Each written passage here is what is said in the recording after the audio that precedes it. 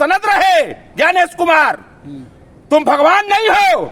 उस कुर्सी पर तुम्हारे पहले भी लोग बैठे थे, तुम्हारे बाद भी बैठेंगे, लेकिन तुम्हारा हश्र क्या होगा ये आने वाला समय से उन्होंने कल नेता प्रतिपक्ष को कहा है कि 7 दिनों के अंदर देश से माफी मांगे। अरे बेईमान चोर, माफी तुम मांगो।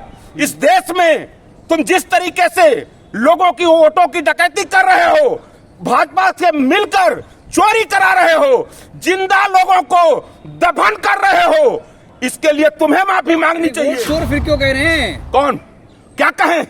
जिस तरीके से उन्होंने प्रेस कॉन्फ्रेंस और जिस शब्दों का प्रयोग किया है, अभी तो वो चोर ही नहीं, तुम डकैत हो, संघ से प्रेरित हो, संघ के इशारे पर काम कर रहे हो। डकैत हो। डकैत इलेक्शन कमीशन एकदम डकैत है, डकैत है, एकदम डकैत है। जनता जा रही है बताने, आप देख लो कल सासाराम से जिस तरह से जनता राहुल गांधी के साथ। ज्ञानेश कुमार, तुम कल रिटायर हो जाओगे, तुम्हारी हैसियत तुमको पता चल जाएगी। और घबराना मत, घबराना मत, आज नहीं कल ये सत्ता बदलेगी। ज्ञानेश कुमार, एक एक चीज का जवाब तुमको देना पड़ेगा। उपाध्याय जी कैसे देख रहे हैं? चुनाव आयोग ने प्रेस कॉन्फ्रेंस कर दी है, 1 हफ्ते का समय दिया राहुल गांधी को, माफी मांग ली नहीं तो भयानक कार्रवाई होने वाली है।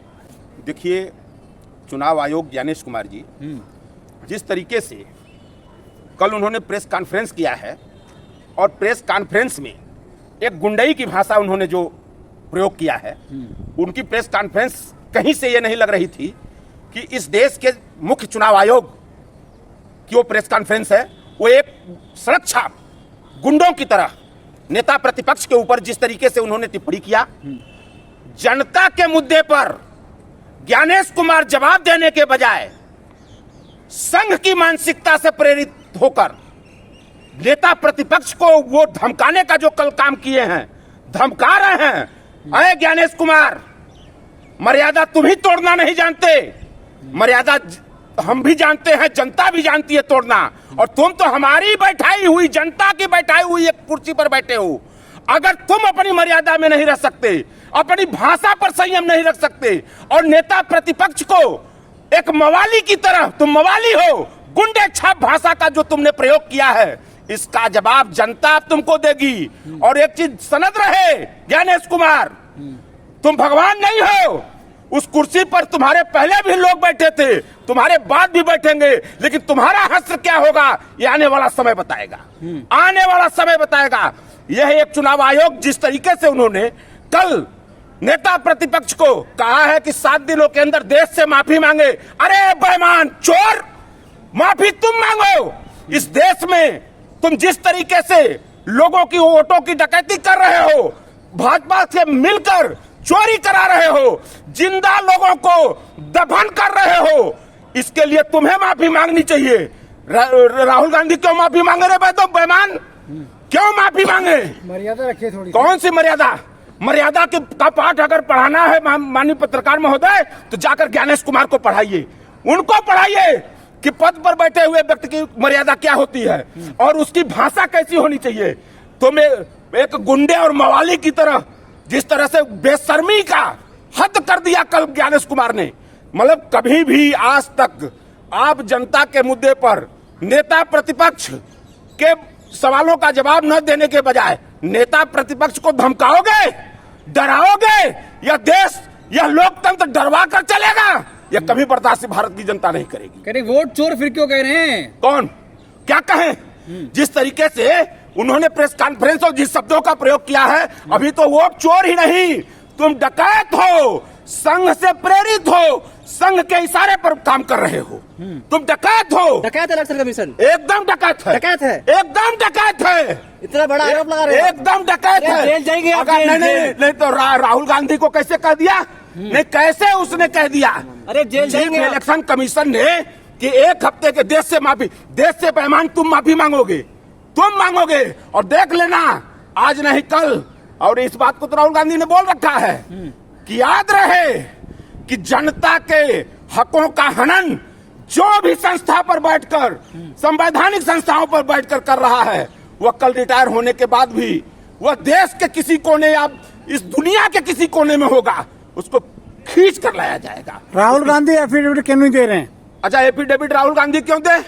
नहीं क्यों दें? क्यों? राहुल गांधी नेता प्रतिपक्ष हैं। अरे अगर सच बोल रहे हैं तो एफिडेविट दे दें लिख के। मान्यवर, आपको ये जानकारी होनी चाहिए कि राहुल गांधी नेता प्रतिपक्ष हैं, एक संवैधानिक कुर्सी पर बैठे हैं। अगर उनके द्वारा कोई बात कही जा रही है तो लीगल बात है।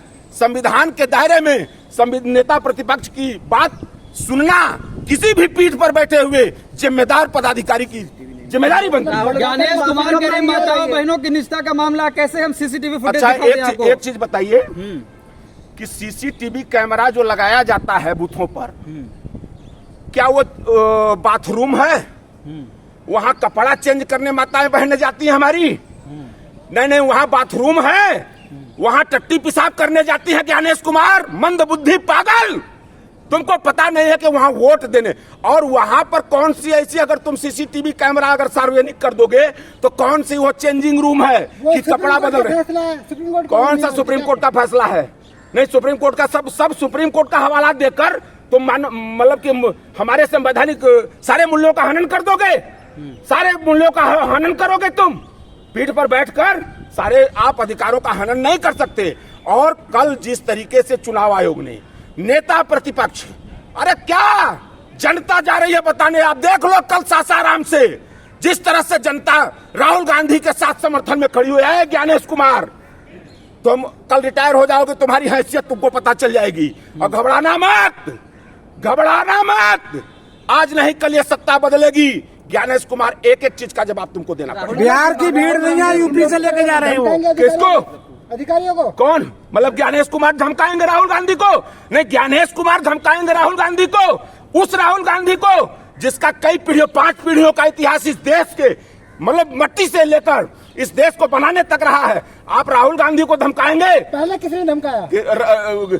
अरे ज्ञानेश कुमार संघ हाफ चड्डीधारी है, उसकी भाषा ही बता रही है कि उसकी क्रिप्ट कहां से लिख कर आई थी। वो तो साफ प्रेस कॉन्फ्रेंस ज्ञानेश कुमार ने जो किया है वो साफ स्पष्ट हो रहा है कि वो पूरा स्क्रिप्ट कहां से लिख कर आई थी। वो संघ से आई थी, संघ मुख्यालय से आई थी, उसको भाजपा और मोदी ने लिख कर दिया, वही वो पढ़ा है। राहुल को अपनी यात्रा रोकनी चाहिए। काहे को रोक देनी चाहिए? मतलब राहुल गांधी, मतलब सारा चीज राहुल गांधी को कर देना चाहिए। ये सब बैठकर बेईमान क्या करेंगे?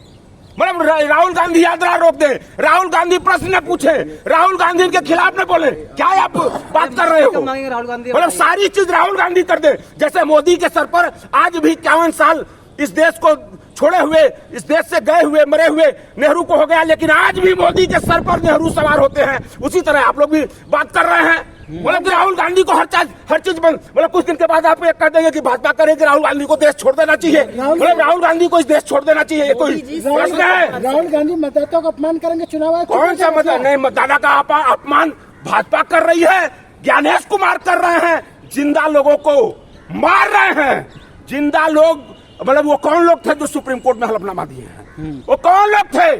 जिंदा लोगों को मारकर आप इस देश के संविधान को जिंदा रखोगे? इस भारत वर्ष के नागरिक को तुम कागज में मार दे रहे हो, उसके बाद कह रहे हो कि लोकतांत्रिक व्यवस्था यहाँ कह रहे हो तो टेक्निकल एरर हो गया है। टेक्निकल एरर, टेक्निकल एरर, मतलब वो टेक्निकल एरर है। इतने लोग को मार दिया तुमने, कितने लाख वोटर, 22 लाख लोगों, नहीं कितने लाख वोटर नए से ही पुराने इसमें से उसमें जोड़ दिए। ये टेक्निकल एरर है। मतलब देश की जनता को बेवकूफ समझते हो? तो कहने का तात्पर्य है कि चुनाव आयोग को अभी भी इस देश से माफी मांगकर निष्पक्ष जो विपक्ष मांग रहा है उसको दूध का दूध और पानी का पानी करें। नहीं तो एक चीज जान लीजिए, अब जनता इनको बख्शेगी नहीं। बिहार में इनको उत्तर मिलने जा